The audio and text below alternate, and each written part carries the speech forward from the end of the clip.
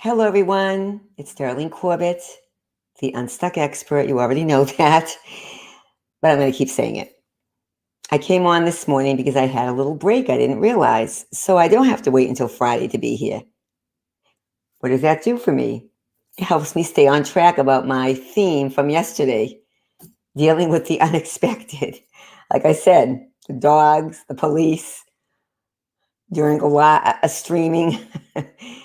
And it went okay. And the phone wasn't working. Now everything is fine. But I wanted to come on again to talk more about these unexpected things happen to us. Sometimes you can laugh. Sometimes it's not so laughable, correct? As a therapist, I have many roles. Within the therapy role, I tend to be an active therapist. I don't just sit there and look at you and always just say, well, how does that make you feel? I do that frequently, but I also bring my human side to me, which when I first began in private practice, I really tried to hold back. And when I finally did it, I'll never forget, I was running a group and I shared it, something about myself, which I never did before. And one of the group participants said, thank you, Darlene. I'm so glad you told us. I said, I think I said, how to make you feel. And they said, it made you seem more human. And from that point on, I incorporated my human self with my therapy self. It's hard to separate those anyway, at least for someone like me. And I was only about 30. I've been in the field since I started graduate school at 22 and a half. 22, yeah. And I came out of graduate school 24 and a half. So I started private practice when I was about 31, but I'll never forget that. And not that I never was not human. I was always warm. I was told that I helped people and I made them feel comfortable, but I wasn't quite sure what that meant still. When you're a therapist, it's like learning a musical instrument. You never, ever stop. You're always refining. Any profession should be like that. But this is an abstract. Now I'm digressing from my point. My point is, you don't know what to expect. And that was an example. And it taught me a lesson.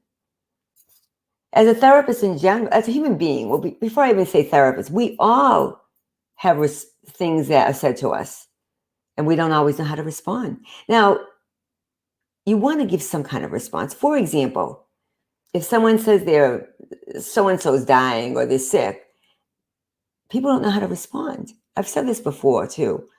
And rather than being silent, silence can be golden, but it can also be deadly. I suggest saying, and sometimes I do say this, even to my own clients, I don't know how to respond. I'm so sorry. No words can be put into my no words can come out of my vocal cords. I don't know how to respond. Many years ago, I saw a woman for a long, long time. She desperately wanted children, but she was not in a position to have them at the time, the position she wanted to be in. I'll just say that. One day she came in and she said, I'm pregnant. Now I could have said, how does that make you feel? Or what are your thoughts?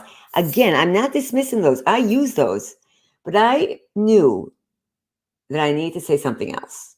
It just came to me. I went by my gut. Say something that you know is going to be on her level. Because I didn't really know how she felt. I could have asked that, but I said, is this a congratulations? It could have been because she desperately wanted them. It might not have been because she was not in the position that she wanted to be in. She thanked me for saying it that way. Sometimes we have to go off the beaten track, right? Sometimes people say you should say things, whether you be a therapist or a teacher or a speaker or in any venue of communication, you have to trust yourself and not go by what the experts always say to go by. You have to be human sometimes. And being human may take you a little bit out of the professional realm. When I say professional, the formal professional realm. And you have to invite the informal, the really good old touching your heart person. And if you don't know what to say, you say, I don't know what to say. Forgive me. That alone can be comforting. I cannot tell you, I've been in groups. I've talked about this before. I ran a group once for people that have been, no, they weren't all. This was in another group. I've run many different, years ago I ran groups. But this was not an adult survivor of incest group. I've run those, but this was a general group. It was very short-lived, but I had one of my clients that had been abused come into this group, and she shared this unexpected to me and unexpectedly to them. And nobody said anything. And she just looked. I said, well, I had to say something, being the therapist, I hope, the leader. That took a lot of courage. And anybody have any thoughts? I think people did finally say something. I think people were taken aback. People don't know always how to respond. And it is easier for me because I've been in the field of people relations for years. But it's something we can all learn, something we can try out, some way to deal with the unexpected, right? Because there's always going to be unexpected. That's what life brings us sometimes. So I thought I'd just share that, carrying on for what I said yesterday, dealing with the unexpected and trying to make the best of the unexpected and trying to give voice in a way that helps people recognize, you hear me, you know. You don't know exactly, but you know enough what to say. That's it. That's all for now. I can say my old slogan that my friend Jane helped me out with, Jane Herron. Hi, Jane. I haven't seen you in a while. When the student is ready, the teacher appears. I try to be the teacher, and I'm still the student. Until next time, maybe tomorrow, maybe not. Maybe Thursday, maybe not. Friday, hopefully. But we'll see. Be ready for the unexpected.